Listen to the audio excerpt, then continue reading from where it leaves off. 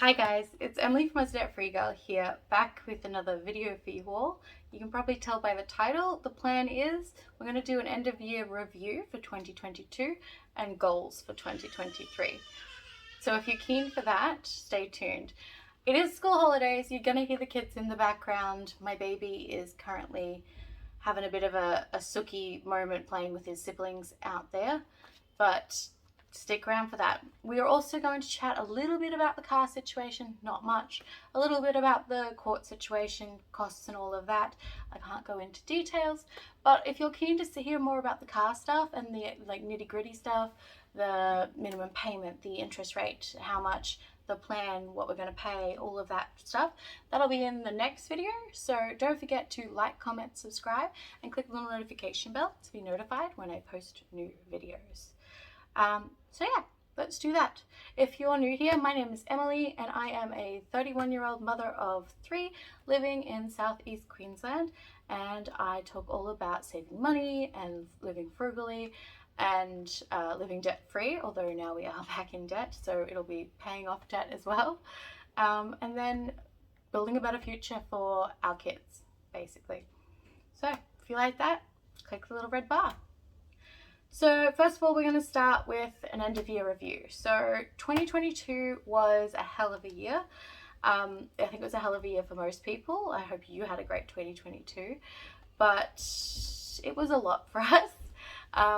We had a baby in November 2021, so I was definitely going to scale back on everything, and I knew I was going to scale back on everything, and I told you guys I was going to scale back.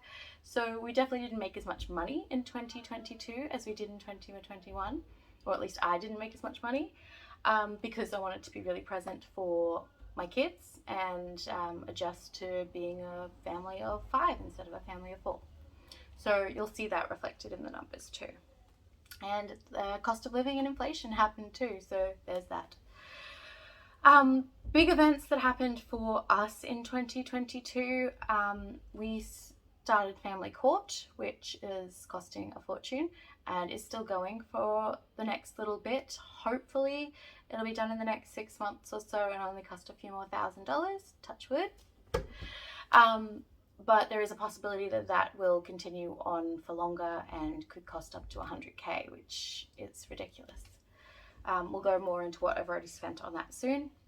We also had death in the family, which was hard, and I did take some more time off from work and from all of the side hustles and all of this. I also did less side hustles in 2022. When I was pregnant in 2021, I picked the side hustles that paid me the best, that took the least amount of my time, but also the least amount of my mental. It took the least amount out of me to focus on in 2022, so that I could be present and recover and still be making money without, taking my foot off the gas completely. And we also had COVID finally hit us and our family, which ended up with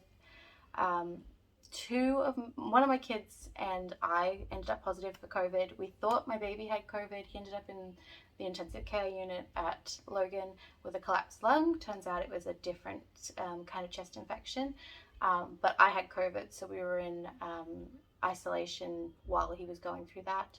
And that was about 6.5 days, and he was sick before and after, and the kids all had COVID going through the house. That ended up with about 3.5 weeks of hubby not working and me not being able to work and all of that, so that affected us financially and emotionally and everything else. We also had a car accident, and just for some context, the car accident, the death, and the baby being admitted to the hospital and COVID all happened within, I think, 7 days total, 7.5 days, all happened within the space of a week, and really threw us for a loop for quite a while. So yeah, August of 2022 was a hell of a month for us. So yeah, I'm going to talk about all of that. The car accident, we had a car accident, our completely paid for car was basically written off. We thought it was written off, long story, but basically I had a blue Subaru we were in a bad car accident, and the guy changed his story after the second tow truck driver arrived. So the tow guys were really nice because they knew what had happened, and he told the first guy what had happened first. Anyway, either way, and they gave me free storage fees and all that. I just had to pay the towing because that's they can't help that. That's part of Queensland law. But basically, I had a blue Subaru, and when I was calling up and saying, hey, I'm the one with the blue Subaru this date, there was another guy that was in a car accident with a blue Subaru on the same date. So I was calling up to get information about my car and what the damage was and what it was going to cost to repair and all of that. The first few people I spoke to were giving me information about the other blue Subaru. So we thought it was a complete write-off. It was very close, turns out. When I went to look at it at the yard and spoke to the actual guy in front of my car, he was like, actually, the things that you thought were broken aren't broken, but there is some structural issues in the door and the frame and all of that. And it was going to cost about $7,500 to fix and get back on the road. And she's worth about $5,500 to $7,000. So the only reason to pay that was if I was going to keep driving it. Unfortunately, all the mucking around took about 5-ish weeks, end of September. So it happened start of August, and it was mid to end of September when we found all this out. We'd already had to get a car. With court appearances and everything going on, we can't be without a car for too long. And we just didn't have the money to be renting a car indefinitely or for several weeks. So we ended up letting the car go for scrap. Technically it was repairable, but wasn't worth it. So I sold it independently as scrap for $1,100. So paid off car turned into $1,100 and a car loan, which we will, like I said, we'll go into in the next video. But basically about a $500, little under a $500 a month car payment for the foreseeable future with everything going on. And again, I'll go into this in the next video. We couldn't get a cheaper car or a better interest rate or a better minimum or a shorter loan because of the credit situation. It had to go into my partner's name, and this credit situation, and also who could get us a car quickly. And there are a few things that my son needs for his medical needs that our car has to have.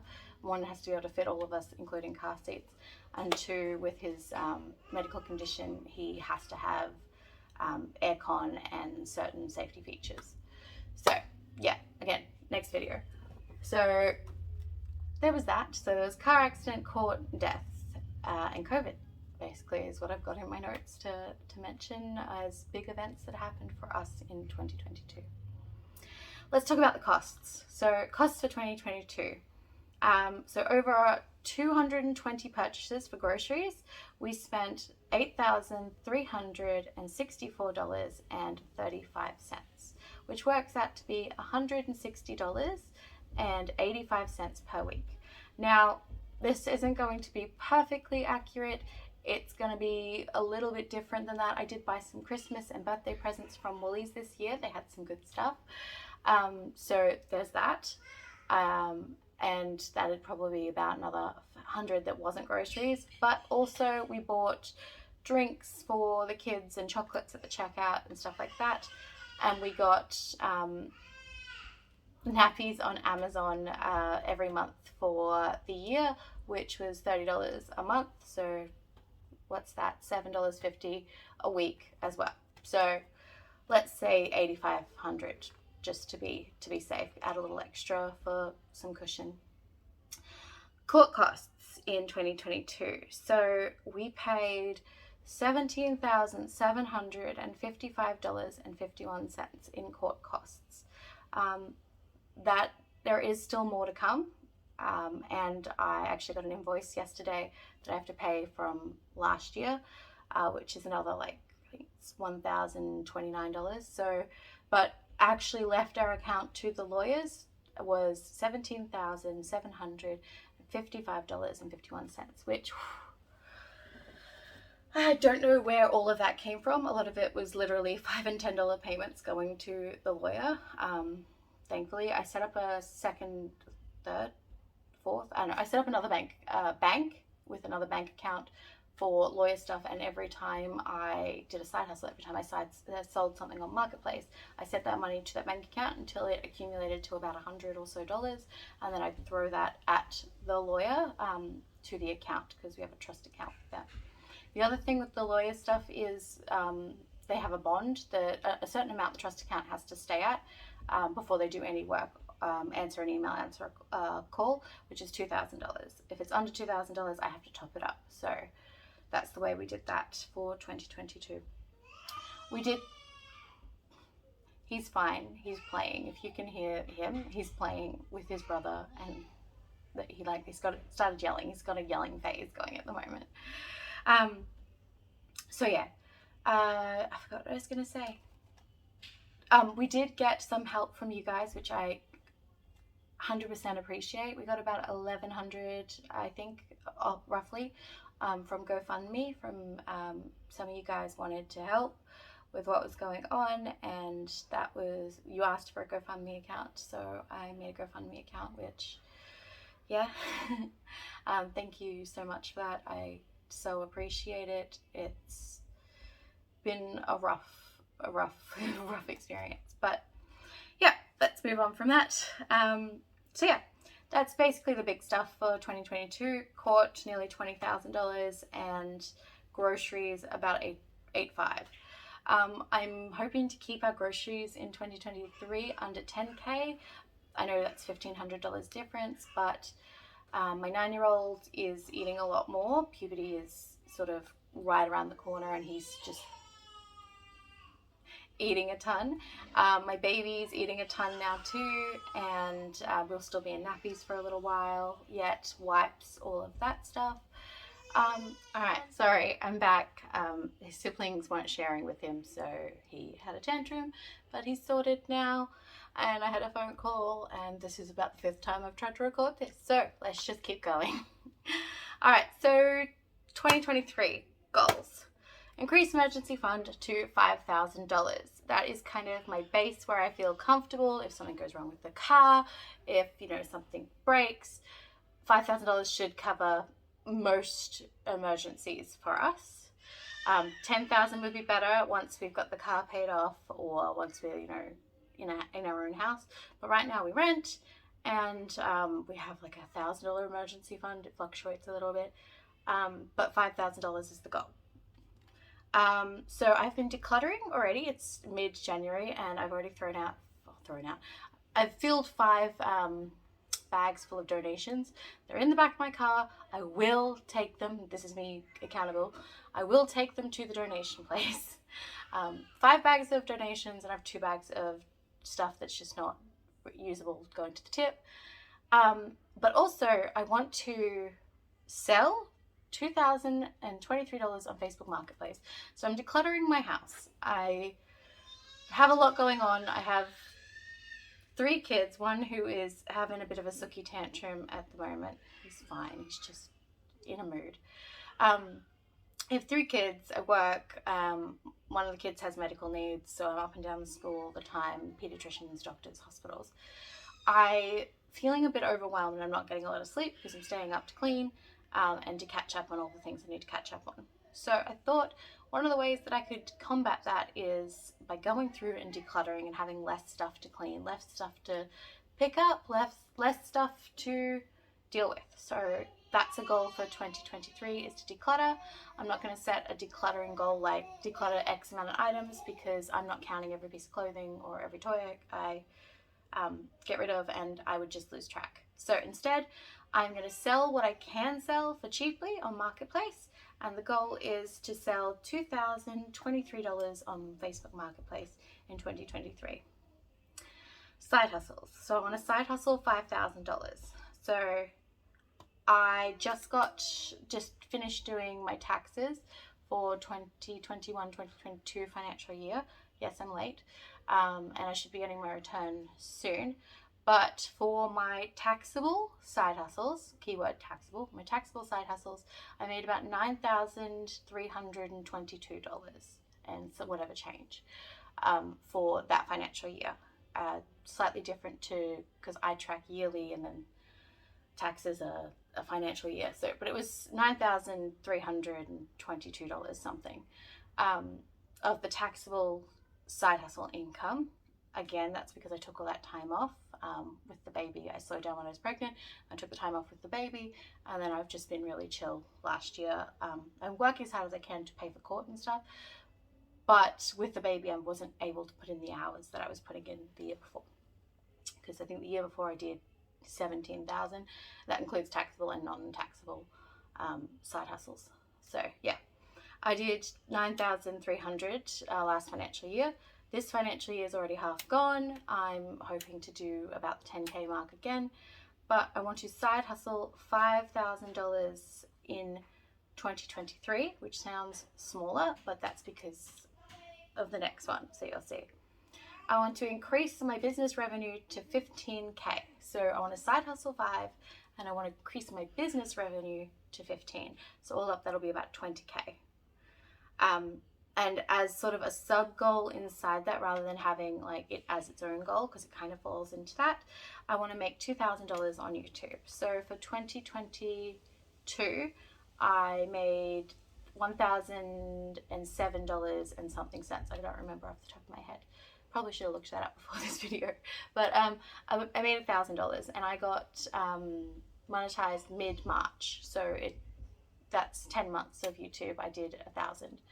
So I figured at $100 average a month for 12 months would be $1,200. So that's $800 that I'm working to grow my YouTube and making more content. I think that's achievable. And then that $2,000 will go into that 15K. So I only have $13,000 to go. So that's why my side hustle goal is slightly lower, because I'll still be doing side hustles, but I'm also want to focus more on my business. And before this, my business and my side hustle income have kind of been intertwined. But this year I want to try having my side hustle goals and my side hustle income, and then my business goals and my business income as sort of two separate entities, working together, but two separate entities, just to make it easier to track and easier to set goals. And yeah. And then you guys can see, hey, these are the side hustles she's doing, these are the ones I can do too. And then these are the side hustle / business activities that I'm doing that maybe not everybody can do, because these are part of my business. So I just thought that would make it easier for you guys. And then goal number 5 is to pay 10K on the car. So originally I had this written as off 10K on the car. So if you've seen that on Instagram or WeMoney or wherever, it's the same goal, but I realized paying 10K off the car would make it, wouldn't necessarily be 10K because of all the interest. I would be fighting a losing battle. So I want to take 10K of our income, hopefully family court and all that is sorted, and my hustles and all of that do well, and my business does well, because I want to put 10K on the car, because I want to get that thing paid off ASAP, which again we'll talk about in the next video. So yeah, those are the sort of the 5 main financial goals that we're doing for 2023. Other goals that are worth sort of mentioning or noting is I want to make an effort to spend 1,000 hours, I believe it is 1,000 hours outside in 2023. So with my kids, we really enjoyed the school holidays, Christmas holidays that hubby had off. We didn't spend a lot of money, but we spent a lot of time doing free or cheap activities. In fact, we spent a lot of time at the Gold Coast, where we drive up to the Broadwater Parklands. We'd pay, I think it's $2.90 an hour for parking. So I think I paid probably $20 total over the 5 times we were there. Parking and going to the huge parks there, and going along and going to the beach, and going to the water park and doing all of those things. We had a brilliant time. We made great memories. The kids really enjoyed it. We enjoyed it. I want to make an effort to keep that up and not get bogged down in work and all of that, and make sure that we're making memories. So I want to make spend 1,000 hours outside. I want to have a date every single month with my partner, and an extra one for our anniversary, so 13. I want to have a family date once a month with the kids, so maybe that'll be part of that 1,000 hours outside situation. But whether that's going getting sushi, whether that's going to the park or the beach or whatever it is, it doesn't have to cost any money, but I want to make it a priority. I want to sleep more and better. I have issues with sleeping properly, and some anxiety comes up when I'm trying to go to sleep. That's when I deal with it the most, usually. So I want to make an effort to sleep better, and I'm hoping with the decluttering and making my space nice and setting better routines, that'll all happen. So the same sort of resolutions that everybody has. Mine, those more vague ones, are more intentions that I just want to try and do a little bit each day to work towards that, because that system works really well for me with our goals. So yeah, thank you so much for watching. Don't forget, if you like this kind of content, to like, comment, subscribe, click the little notification bell to be notified when I post new videos. And I'm going to sit down and record that car loan video for you next. Bye guys.